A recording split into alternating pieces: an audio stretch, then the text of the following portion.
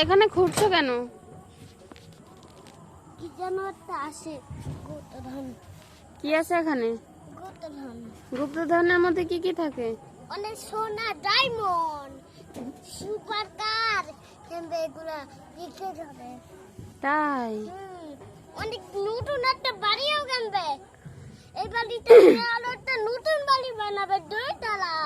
2 তলা বানাবো? হ্যাঁ, এই ঘরটা ভেঙে।